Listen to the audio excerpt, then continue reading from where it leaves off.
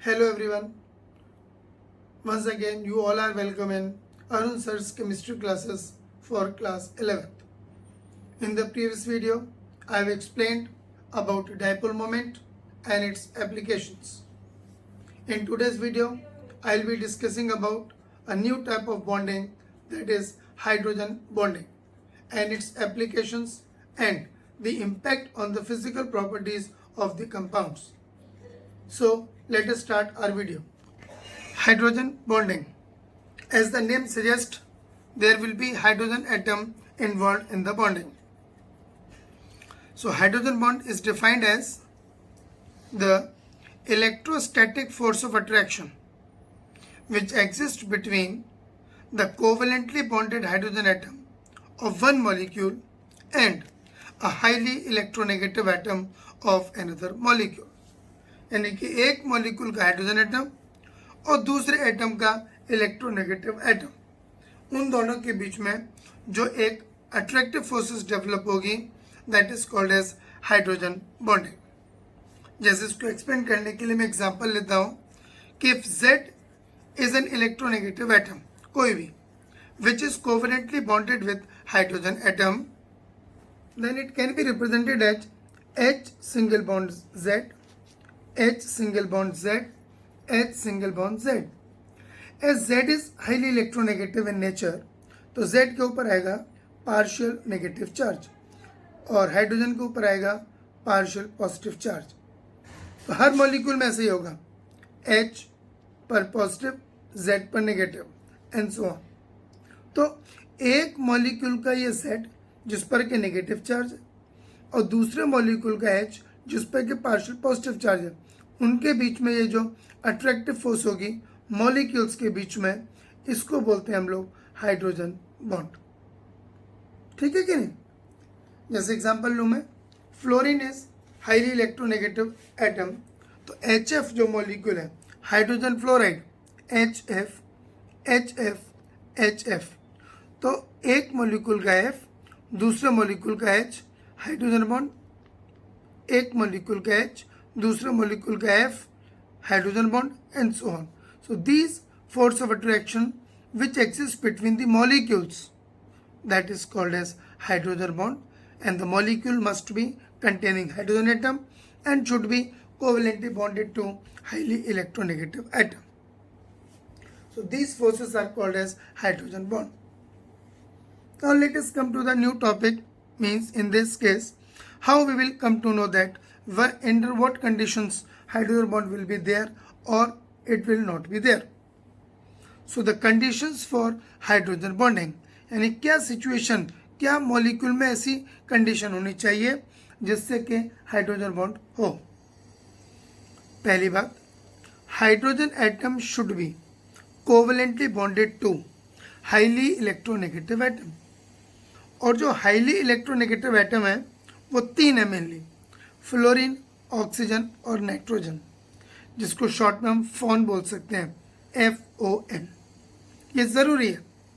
और एक और ख़ास बात क्या है कि greater the electronegativity of the covalently bonded atom, greater will be the strength of hydrogen bond. अब फ्लोरीन, ऑक्सीजन, नाइट्रोजन में फ्लोरीन सबसे ज़्यादा इलेक्ट्रोनेगेटिव है, उससे कम ऑक्सीजन और सबसे कम नाइट्रोजन, तीनों में। तो HF के अंदर जो हाइड्रोजन बॉन्ड की स्ट्रेंथ होगी वो सबसे ज़्यादा होगी, उससे कम H और O यानी वाटर मॉलिक्यूल में होगी, और उससे कम N और H वाले में यानी अमोनिया के अंदर। तो fluorine, oxygen, nitrogen, as the electronegativity decreases, therefore there is a decrease in strength of hydrogen bond also. And the second foremost condition is size of the electronegative atom. यह भी एक बहुत इंपॉर्टेंट रोल प्ले करता है। Size of electronegative atom must be small, छोटा होना चाहिए। छोटा होगा तो ही हाइड्रोजन बॉन्ड बन पाएगा, क्योंकि बॉन्ड की पोलैरिटी ज़्यादा होगी। जैसे कि एग्जांपल लेता हूँ मैं, आप पीरियोडिक टेबल में वैल्यूज़ को चेक करें और कोरिलेट करें। मैं क्या कह रहा हूँ कि chlorine and nitrogen have same value of electronegativities. दोनों की सेम है. But there is no hydrogen bond in HCl, whereas there is hydrogen bond in ammonia. तो भाई HCl में क्यों नहीं है? Because of large atomic size of chlorine atom, there is no sufficient polarity developed in HCl molecules. So no hydrogen bond will be developed. Whereas in case of ammonia, there will be. तो ये दो condition है, एक electronegativity और दूसरा size of the atom. Now here I am taking few examples of the molecules where hydrogen bond is there and by virtue of which some properties may change. देखो, hydrogen fluoride HF जिसको बोलते हैं हम लोग, HF hydrogen fluoride. In solid state वैसे तो HF जो होता है वो लिक्विड होती है, लेकिन in solid state HF consists of long zigzag chain of HF molecules due to hydrogen bonding. तो ये मॉलिक्यूल इस तरीके से अरेंज होते हैं जिगजैग में, फ्लोरीन और H, फिर फ्लोरीन और H, फिर फ्लोरीन और H, फ्लोरीन और H. तो यहाँ पर, यहाँ पर और यहाँ पर हाइड्रोजन बॉन्ड होगा मॉलिक्यूल्स के बीच में, और इसी हाइड्रोजन बॉन्ड की वजह से ये मॉलिक्यूल जिगजैग चेन में एग्जिस्ट करते हैं सॉलिड स्टेट में. दूसरी बात, water is liquid due to hydrogen bond. ठीक है कि नहीं? In this case each molecule of water या one molecule of water forms 4 hydrogen bonds. How one molecule forms 4 bonds? Let us see. ये example मैंने हाइड्रोजन चैप्टर में भी बताया था. ये एक सेंटर मॉलिक्यूल ले लेता हूँ मैं, HOH, बैंड शेप होती है वाटर की. तो ये हाइड्रोजन एक बॉन्ड इधर बनाएगा, हाइड्रोजन बॉन्ड किसी दूसरे मॉलिक्यूल के साथ, ये हाइड्रोजन इधर बनाएगा किसी और मॉलिक्यूल के साथ, और ये ऑक्सीजन एक इधर वाटर मॉलिक्यूल से बनाएगा HOH, और यही ऑक्सीजन दूसरे मॉलिक्यूल से इधर बनाएगा HOH. तो एक मॉलिक्यूल हमारा बेस है सेंटर, एक बॉन्ड, 2 बॉन्ड, 3 बॉन्ड, 4 बॉन्ड. तो एक मॉलिक्यूल वाटर 4 हाइड्रोजन बॉन्ड बनाता है विथ एडजेसेंट मॉलिक्यूल्स. तो अट्रैक्टिव फोर्स बढ़ जाती है और वाटर लिक्विड स्टेट में एग्जिस्ट करता है. ऐसे ही अमोनिया में भी each ammonia molecule forms 4 hydrogen bonds. अब देख लो यहाँ पर NH3 एक अमोनिया मॉलिक्यूल, NH3 दूसरा मॉलिक्यूल, NH3 तीसरा मॉलिक्यूल. तो अगर हम इसी मॉलिक्यूल को देखें या इसको देखें, चलो इसको, तो एक हाइड्रोजन बॉन्ड इधर बनाएगा 1, 2, 3 और 4. हाइड्रोजन बॉन्ड की वजह से अमोनिया जो है एक इजीली लिक्विफिएबल गैस है, यानी एक ऐसी गैस जो आसानी से लिक्विफाई हो जाती है by virtue of hydrogen bonding. अब हम कुछ एग्जांपल्स लेते हैं, कुछ कोट करते हैं. Influence of hydrogen bonding on the properties of the molecules, mainly physical properties. पहला है association. There are many molecules which undergoes association due to hydrogen bonding. तो इसको हम ऐसे कह सकते हैं, due to hydrogen bonding many molecules associates and exist as polymers. For example, जो मैंने अभी HF का एग्जाम्पल दिया था solid state वाला, that HF exists as polymer with the formula HFN, whereas this N is a variable number, can be 10, 20, 30, 40, 50, whatever it is, how many molecules are arranged. Second application, melting and boiling point of the molecules. Molecules which contains hydrogen bond have abnormally higher melting point and boiling point than other molecules. For example, in group 15, group 15 का पहला element है nitrogen और उसके नीचे element है phosphorus. तो nitrogen का compound है अमोनिया और फॉस्फोरस का कंपाउंड है फॉस्फीन. तो अगर इनके कंपैरिजन करें हम, तो boiling point of ammonia is greater then boiling point of phosphine. वो इसीलिए because nitrogen is smaller then phosphorus, एक बात, and also more electronegative than phosphorus. Therefore, in ammonia, there is hydrogen bonding but not present in phosphine. तो इसलिए ammonia का boiling point ज़्यादा है phosphine से. इसके अलावा ammonia can easily B liquefied but not phosphine. ऐसे ग्रुप 16 में, ग्रुप 16 का पहला एलिमेंट है ऑक्सीजन और उसके बाद है सल्फर. तो बॉइलिंग पॉइंट ऑफ H2O यानी पहले एलिमेंट का molecule is greater then boiling point of H2S, जबकि H2S होती है गैस और H2O होती है लिक्विड. ये क्यों है? ये भी वही वजह है, because oxygen is smaller than sulphur, पहली कंडीशन फुलफिल होगी, and is more electronegative than sulphur, दूसरी कंडीशन भी फुलफिल हो गई. So in water there is hydrogen bond between the molecules but not in the case of H2S. तो अगर question आए कि वाटर लिक्विड और H2S गैस क्यों है, तो ये आंसर है. और अगर पूछा जाए कि वाटर का बॉइलिंग पॉइंट H2S से ज़्यादा है, तो भी यही आंसर है. Same answer will play the role.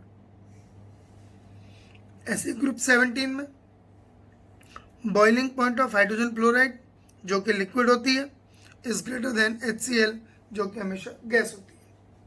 Reason is same, fluorine is smaller than chlorine and also more electronegative than chlorine.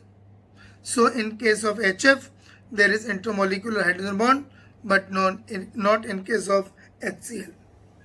तो तीन हमारे बहुत ही इम्पोर्टेंट पॉइंट्स हैं और ये एग्जाम्पल्स हैं जो एग्जाम्स में बहुत पूछे जाते हैं.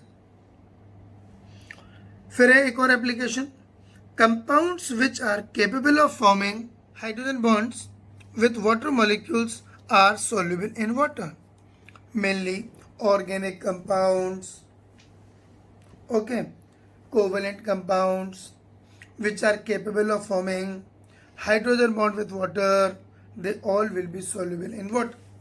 जैसे कि alcohol, glucose, sugar, carboxylic acids like acetic acid, all these molecules are soluble in water due to hydrogen bonds. अब जैसे एल्कोहल कैसे बनाएगा वाटर के साथ हाइड्रोजन बॉन्ड, ये देखिए. एल्कोहल का फॉर्मूला होता है ROH, जनरल फॉर्मूला, फिर वाटर HOH, फिर एल्कोहल ROH, फिर वाटर HOH. तो एक मॉलिक्यूल एल्कोहल का, हाइड्रोजन बॉन्ड वाटर के साथ. फिर यहाँ पर देखिए ये वाटर मॉलिक्यूल एल्कोहल के साथ, इधर हाइड्रोजन बॉन्ड, फिर इधर हाइड्रोजन बॉन्ड विथ वाटर.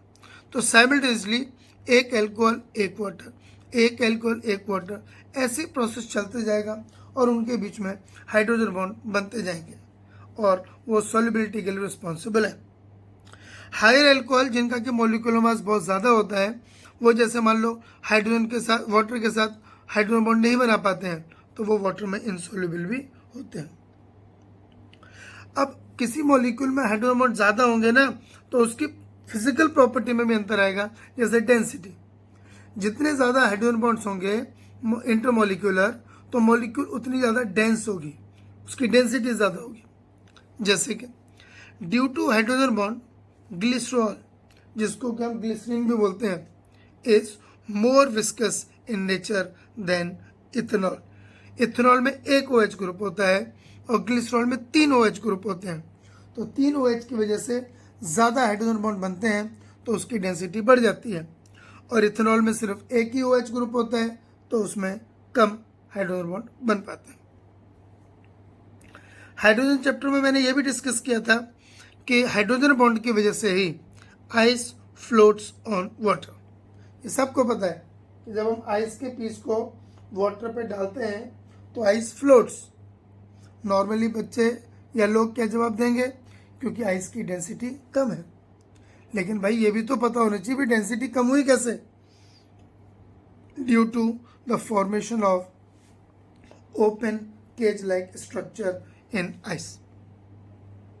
तो ice has less density, lower density than water. पहली बात, क्यों ऐसा है?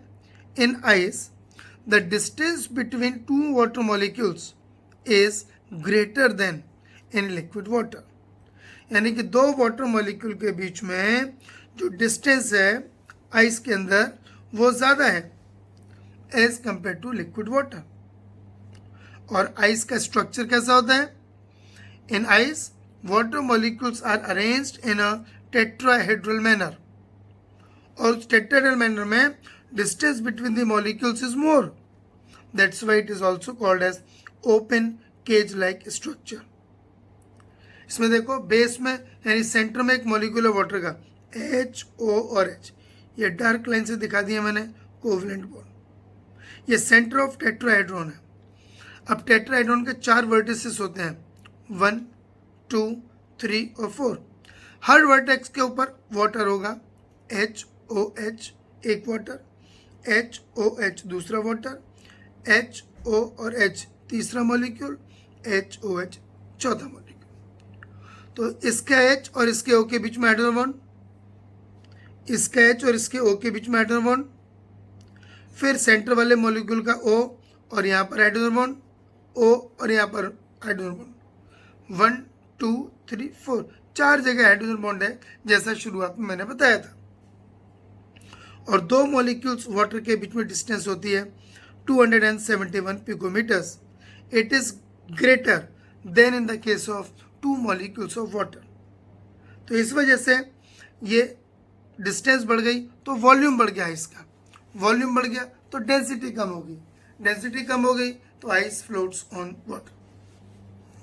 अब है टाइप्स ऑफ हाइड्रोजन बॉन्ड्स। ठीक है, हाइड्रोजन बॉन्ड 2 टाइप के होते हैं, एक इंटर मॉलिक्यूलर हाइड्रोजन बॉन्ड और दूसरा इंट्रा मॉलिक्यूलर हाइड्रोजन बॉन्ड। ठीक है कि नहीं?